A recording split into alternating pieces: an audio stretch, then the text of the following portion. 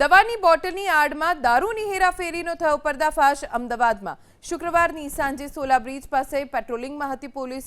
આ દરમિયાન બ્રિજ પરથી પસાર થતી ટ્રકમાં તપાસ કરતા પોલીસ પણ ચોંકી ઉઠી કેમ કે ટ્રકમાં દવાની 5000થી વધુની બોટલની આડમાં દારૂ હતો।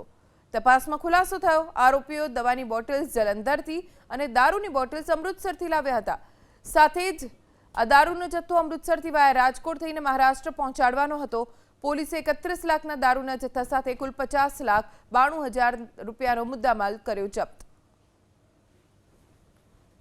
ગઈકાલે રાત્રિના નાઇટ દરમિયાન પેટ્રોલિંગમાં બાતમી હકીકત આધારે સોલા એસજી હાઈવે ઉપર સોલા એલિવેટેડ બ્રિજના છેડેથી એક ટ્રકને પકડેલ હતો, જેમાં ચેક કરતા હોસ્પિટલની દવાઓનો જથ્થો હતો અને એમના દારૂનો જથ્થો પણ મળી આવેલ હતો।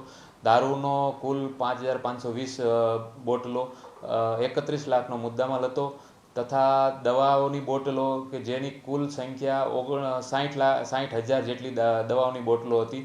જે દવા એમણે ત્યાં જલંધરથી ભરેલ હતી અને દારૂ અમૃતસરથી ભરેલ હતો।